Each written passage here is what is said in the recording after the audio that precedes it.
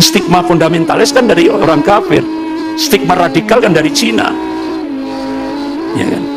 Kita harus bangga ya. Tapi sekarang enggak, orang dikata kena stigma radikal saja sudah ketakutan, padahal yang ngasih stigma itu Cina, orang kafir dan orang munafik di Indonesia. Jadi ketika kita komitmen pada Al-Quran dan As-Sunnah, itu disebut Islam radikal. Ketika pesantren komitmen pada Al-Quran dan As-Sunnah, itu masuk pesantren teroris. Nah, itu seperti itu.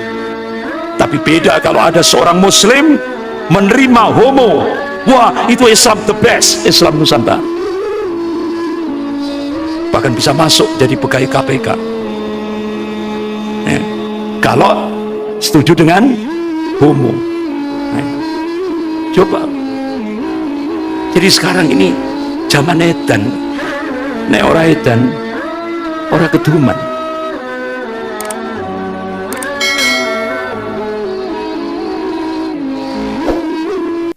Jadi sudah dari sononya Allah men-setting orang-orang kafir itu pasti tidak pernah berhenti memusuhi, memerangi umat Islam ini. Sampai digambarkan oleh Allah Subhanahu wa taala sampai umat Islam itu murtad dari agamanya seandainya mereka sanggup. Nah, sejarah mencatat bagaimana Al-Hadrah Islamiyah, peradaban Islam di Andalusia, pusat Al-Hadrah Islamiyah, peradaban Islam yang megah, yang agung, ya, punya al-izzah, punya kewibawaan, di mana saat itu Eropa miskin dan terbelakang, gelap. Umat Islam benar-benar menjadi barometer dunia. Ya. Itu dibangun hampir kurang lebih 800 tahun. Tapi bisa dihancurkan oleh kalangan Kristiani dalam hitungan 8 tahun. Dari jumlah 8 juta umat Islam yang mayoritas di Andalusia, sampai-sampai diberikan 2 opsi. Yang pertama murtad, yang kedua, opsi yang kedua mati. Dari mayoritas umat Islam yang jumlahnya kurang lebih 8 juta di Andalusia, yang pilih opsi murtad hanya kurang lebih 300.000 orang. Yang pilih opsi mati kurang lebih 7.700.000 orang. Itu. Sehingga akhirnya kaum muslimin dimusnahkan dari bumi Andalusia. Bahkan yang 300.000 yang murtad itu ternyata dilihat, dipantau di rumahnya masih sholat. Akhirnya diusir dari bumi Andalusia itu. Sampai hari ini cicit-cicitnya itu masih ada di kawasan Tunisia dan Maroko. Habis. Tidak ada satupun umat Islam yang ada di Andalusia. Padahal jumlah umat Islam mayoritas seperti di Indonesia. Ribuan masjid, lembaga pendidikan Islam dihancurkan. Yang disisakan cuma 3 masjid karena megah dan besar. Yaitu di Cordova, Seville, dan Granada. 3 masjid itu yang tidak bisa dihancurkan karena begitu besarnya. Tapi dari 3 masjid di Granada, Seville, dan Cordova itu, menara-menara masjid yang tinggi menjulang itu, yang setiap hari digunakan untuk mengumandangkan adzan, sampai hari ini menara-menara masjid itu sudah dirubah, diisi dengan lonceng-lonceng gereja. Sehingga turis dari Eropa ketika mencoba sholat di Masjid Cordova tidak diperbolehkan karena masjid itu sudah dikuasai oleh gereja.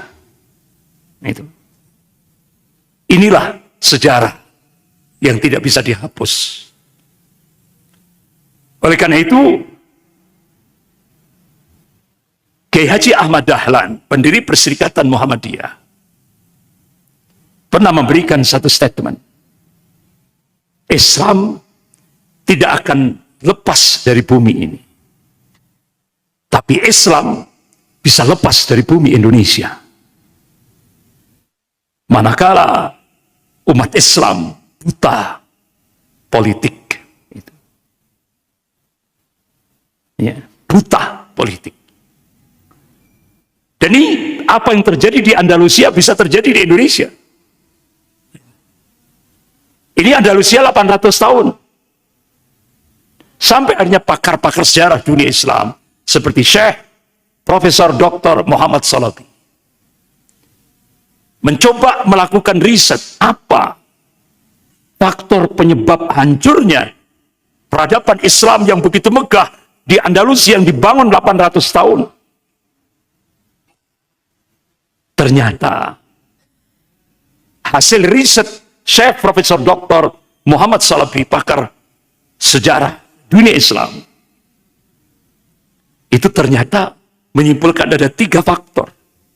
Dan itu ternyata 3 faktor itu sudah ada di Indonesia. Padahal Indonesia baru 75 tahun membangun negara ini. Sehingga tidak aneh pakar intelijen dunia, pakar strategi perang dunia, Peter Warren dan August Cole, melakukan riset Indonesia, diprediksi 2030 sudah tidak ada lagi Indonesia. Yang ada adalah Indo-Cina. Bahkan 2 mantan Panglima TNI, yaitu Bapak Jenderal Purnawirawan Djoko Santoso, sudah meninggal beliau, dan Bapak Jenderal Purnawirawan Gatot Nurmantio, ketika merespon riset yang dilakukan oleh 2 pakar intelijen dunia ini, 2 pakar strategi perang dunia ini, kata 2 mantan Panglima TNI ini, bisa lebih cepat dari 2030. Manakala Indonesia tidak bangkit untuk menyelamatkan bangsa dan negaranya, yang sekarang benar-benar sudah tercengkeram oleh imperialisme Cina. Bahkan James Riyadi dengan secara vulgar menyatakan, beliau memprediksi 10 tahun lagi pribumi akan tersingkir. Itu. Ini warning bagi umat Islam. Bapak-bapak, ibu-ibu yang dirahmati Allah, Andalusia ini abad 16, 1600 Masehi, istana pemerintahan Andalus Islam seperti ini. Tahun 1600 sudah megah seperti ini. Sementara Eropa gelap, terbelakang, miskin. Dunia Islam sudah semegah ini tahun 1600-an Masehi. Ini istana pemerintahan. Alhambra.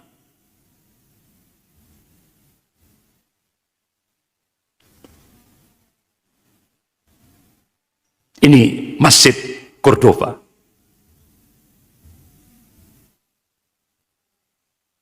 Bahkan kita lihat Masjid Cordova ini, ornamen-ornamennya dipenuhi dengan kalimat tauhid, la ilaha illallah. Tapi sampai hari ini sudah dikuasai oleh gereja. Tidak diperbolehkan untuk digunakan tempat sholat, karena sudah dikuasai gereja. Ini dipenuhi dengan kalimat tauhid la ilaha illallah. Bahkan ilmu kedokteran, alat-alat kedokteran benar-benar sudah ditunjukkan pada masa peradaban Islam Andalusia. Sudah maju alat-alat kedokterannya. Bahkan penulisan khat Al-Quran ini tahun abad ke-12, 1200-an, sudah seperti ini dari seni kaligrafi di Andalusia. Tapi dalam waktu 8 tahun, Andalusia sudah tinggal kenangan. Yang dibangun selama 800 tahun itu bisa dihancurkan hanya dalam waktu 8 tahun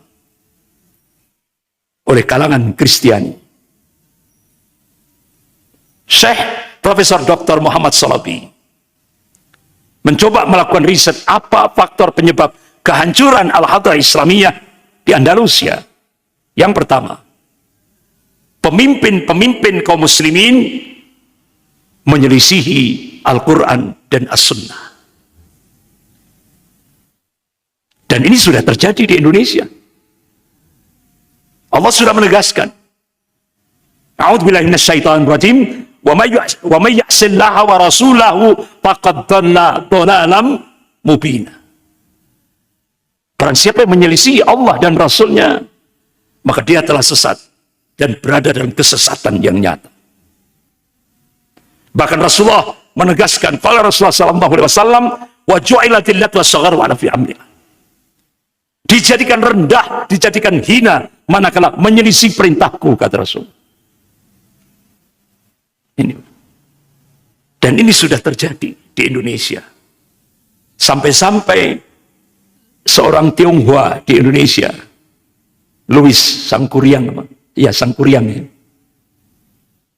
sampai memberikan statement, selama saya di Indonesia belum pernah melihat dan mendengar orang Kristiani mencaci maki agamanya, menjelek-jelekkan agamanya. Dan saya belum pernah mendengar orang Hindu menjelek-jelekkan agamanya, orang Buddha menjelek-jelekkan agamanya. Tapi kata Louis Sangkuriang, orang Tionghoa, baru kali ini saya melihat langsung dan mendengar langsung tokoh Islam menjelek-jelekkan agamanya sendiri. Baru tahu di Indonesia. Ini. Bahkan Bapak-bapak, Ibu yang dirahmati Allah, saya melihat di Indonesia ini banyak pejabat-pejabat Muslim berbondong-bondong mau jadi munafik. Kenapa saya katakan berbondong-bondong? Karena di baliknya ada fulus, ada iming-iming jabatan. Padahal dia dijadikan alat untuk menggerakkan gerakan Islamofobia. Muslim, tapi disuruh berada di garda terdepan untuk membenci Islam. Tren di Indonesia. Kenapa sampai berbondong-bondong? Karena di baliknya ada fulus. Ya. Inilah yang disebut oleh Rasulullah fitnatud duhaima, yang akan terjadi pada fase Mulkan Jabriyah, di mana sekarang kita hidup sekarang ini. Mulkan Jabriyah. Ya.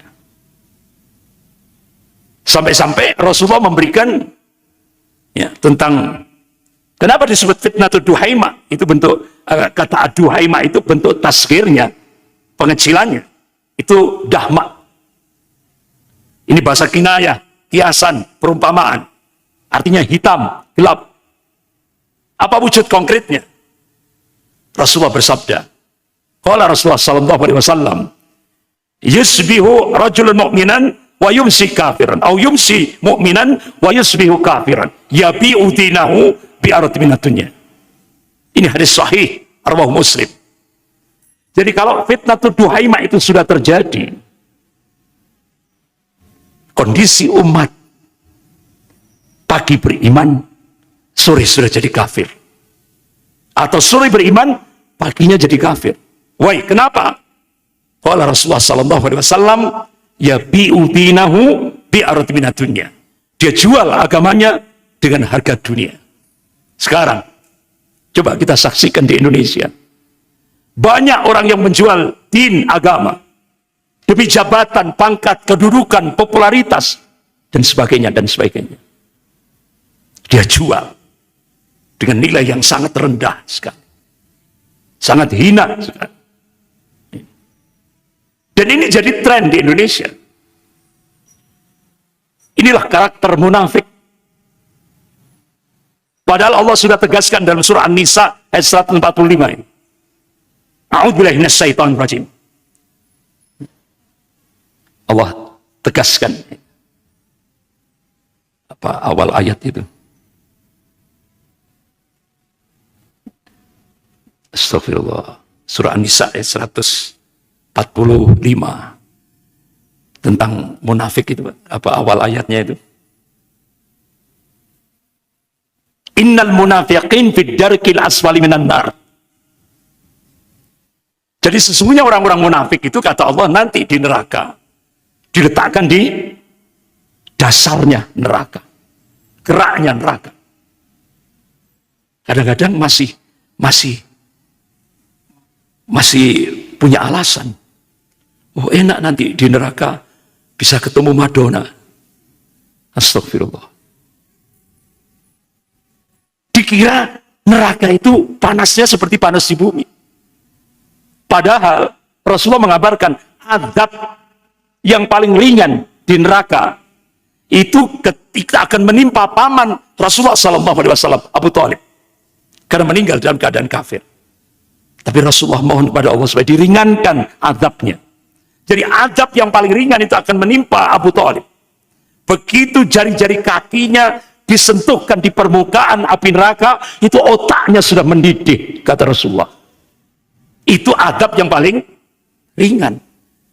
Dan itu orang-orang munafik itu nanti di neraka akan diletakkan di dasarnya neraka, yang bahan bakarnya dari batu dan manusia. Semakin banyak manusia yang dijatuhkan di dalam neraka, semakin membara api neraka itu. Ini makanya sampai Allah bongkar karakter orang munafik itu di dalam surah At-Taubah. Surah At-Taubah. Bapak-bapak, ibu-ibu yang dirahmati Allah. Kemudian faktor yang kedua, faktor penyebab kehancuran Al-Hadrah Islamiyah, peradaban Islam di Andalusia, terjangkitnya penyakit al-wahan. Sebagaimana Rasulullah mengingatkan, qala Rasulullah sallallahu alaihi wasallam, yusiku an tad'alaikumul umamu min kulli ufukin. Hampir-hampir umat-umat kafir itu saling mengajak, menyeru, ngajak-ngajak untuk menyerang kalian min kulli ufukin, dari segenap arah, dari segenap penjuru. Kama tada al-akalatu ala qas'atiha. Kalian seperti makanan qas'atiha, itu seperti mangkok kecil. Jadi seperti makanan di atas mangkok kecil yang jadi rebutan orang-orang yang lapar. Bahkan laparnya ini bukan sehari, 2 hari, 3 hari, berminggu-minggu lapar. Sehingga bagaikan makanan di atas mangkok kecil yang jadi rebutan orang-orang yang lapar. Sahabat tanya, qulna ya Rasulullah, amin qillatin bina nahnu yawma idzin. Wahai Rasulullah, apakah posisi kami pada saat itu minoritas? Jumlah kami sedikit? La, tidak. Bal antum yawma idzin katsir. Kalian mayoritas, jumlahmu banyak. Walakinnakum kutsa'un ka kutsa'is sail. Tapi kualitasmu seperti buih. Kualitas buih itu kan tidak punya prinsip, tidak punya jati diri, mudah diombang-ambingkan oleh musuh-musuhnya. Jadi ulama-ulama hadis mencoba mengkaji hadis ini. Jadi hadis ini bukan justifikasi, bukan pembenaran. Hadis ini warning, peringatan dari Rasulullah, agar umat Islam ini jangan sampai punya kualitas buih. Manakala umat Islam itu kualitasnya seperti buih, Rasulullah memberikan peringatan yang cukup keras. Qala Rasulullah sallallahu alaihi wasallam, wa yantaji'anna Allah min suduri aduwakum al-mahabbata minkum. Sungguh Allah akan mencabut rasa takut dari hati orang-orang kafir itu. Wa yaktifanna Allah fi qulubikumul wahn. Dan Allah akan mencampakkan al-wahn di dalam hati-hati kalian. Sahabat tanya, ya Rasulullah, wa mal wahn? Apa yang dimaksud alwan? Qala Rasulullah sallallahu alaihi wasallam, hubbud dunya wa karahiyatul maut. Cinta dunia dan takut mati. Jadi kalau sudah penyakit terlalu cinta dunia, takut mati, takut resiko perjuangan, itu sudah menghinggap di hati pemimpin-pemimpin kaum muslimin. Saat itulah Allah cabut rasa takut dari hati orang-orang kafir. Dan itu sudah terjadi di Indonesia. Sampai ada seorang pendeta minta kepada Menteri Agama supaya menghapus 300 ayat dalam Al-Quran. Karena itu masuk kategori ayat-ayat teroris. Astagfirullah. Berani Pak sekarang. Jadi tidak hanya Ahok yang melecehkan surah Al-Maidah ayat 51 itu. Tapi muncul lagi ini. Minta kepada Menteri Agama agar 300 ayat dalam Al-Quran itu dihapus. Karena itu mengandung ayat-ayat teroris. Karena sekarang yang diakui oleh negara yaitu Islam Nusantara. Selain itu Islam radikal. Bahkan mau dipetakan sekarang. Ada masjid radikal, ada masjid Nusantara. Anda tahu Al-Ghifari itu masuk masjid apa ya? Radikal palingnya. Karena kalau Al-Ghifari masuk masjid Nusantara ya nggak benar. Karena kalau Nusantara itu kan, Islam Nusantara itu kan ciri yang paling fundamental itu yang pertama yaitu boleh memilih pemimpin kafir dan mentaati pemimpin kafir. Yang kedua, menerima ajaran pluralisme agama. Yang ketiga, menerima, mendukung, yaitu membangkitkan kembali kearifan budaya lokal atau budaya syirik. Ya masuk Al-Ghifari nerima tiga ini. Gak mungkin kan? Gak mungkin. Saya masih ingat itu Syekh Muhammad Al-Utsaimin rahimahullah. Ketika kita konsisten terhadap komitmen pada Al-Quran, dan As-Sunnah, masih diberi stigma fundamentalisme. Saksikan bahwa saya Islam fundamentalisme. Seperti itu Pak, bangga. Syekh Muhammad Al-Utsaimin. Beliau kibarul ulama Saudiyah dan beliau Imam Masjidil Haram. Beliau bangga, harus bangga itu. Kan stigma fundamentalis kan dari orang kafir. Stigma radikal kan dari Cina. Ya kan? Kita harus bangga itu. Nah itu. Tapi sekarang enggak. Orang dikatakan kena stigma radikal saja sudah ketakutan. Padahal yang ngasih stigma itu Cina, orang kafir dan orang munafik di Indonesia. Nah itu. Jadi ketika kita komitmen pada Al-Quran dan As-Sunnah, itu disebut Islam radikal. Ketika pesantren komitmen pada Al-Quran dan As-Sunnah, itu masuk pesantren teroris. Nah itu seperti itu. Tapi beda kalau ada seorang muslim menerima homo. Wah, itu Islam the best, Islam Nusantara. Bahkan bisa masuk jadi pegawai KPK. Kalau setuju dengan homo. Nah itu. Coba. Jadi sekarang ini zaman edan. Nek ora edan, ora keduman. Sekarang ini zaman gila, kata Joyoboyo. Kalau tidak gila, tidak dapat itu. Tidak dapat jabatan. Tidak dapat fulus. Tapi menurut konsep Islam, bukan zamannya yang gila. Tapi manusianya yang gila. Itu kalau menurut konsep Islam. Makanya sekarang banyak orang gila. Ya kan?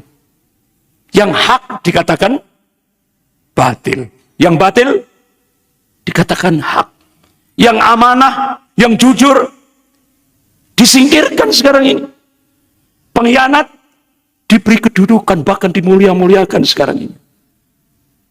Ini zamannya sudah. Ini zamannya. Kemudian yang ketiga, faktor yang ketiga, kata Syekh Profesor Dr. Muhammad Salafi. Faktor penyebab kehancuran peradaban Islam di Andalusia, iftira, perpecahan. Dan perpecahannya bukan perpecahan akidah, bukan. Karena kalau akidah itu nggak boleh kita pecah. Ya kan, nggak boleh. Karena akidah itu sudah jelas dalilnya Al-Quran dan hadis. Nggak boleh kita berpecah. Ya kan? Tapi seringkali yang menjadi perpecahan itu masalah furu', masalah-masalah cabang. Kadang-kadang masalah cabang dibuat seperti akidah, masalah akidah dibuat seperti furu'. Jadi dibalik, Pak. Ini juga tidak benar seperti itu. Jadi ketika iftiraq perpecahan ini, kenapa? Kata Syekh Profesor Dr. Muhammad Salabi di Andalusia ini, perpecahannya itu karena rebutan jabatan, kedudukan, kekuasaan. Sampai akhirnya muncul hizbiyah, penyakit asobiyah, fanatik golongan, fanatik kelompok. Sehingga sampai akhirnya keluarlah statement, kalau bukan golonganku, semua salah. Yang benar cuma golonganku. Ini Pak, asobiyah. Padahal Rasulullah mengingatkan dalam, ini hadis sahih riwayat Bukhari.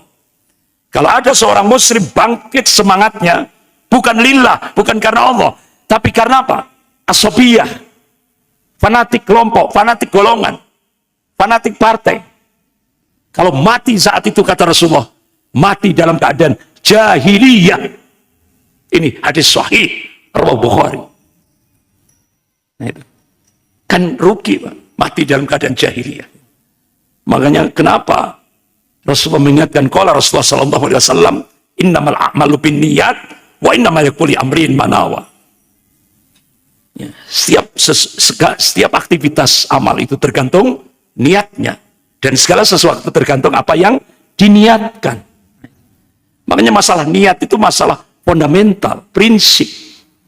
Jangan sampai kita salah niat dalam melakukan aktivitas. Akhirnya apa yang terjadi?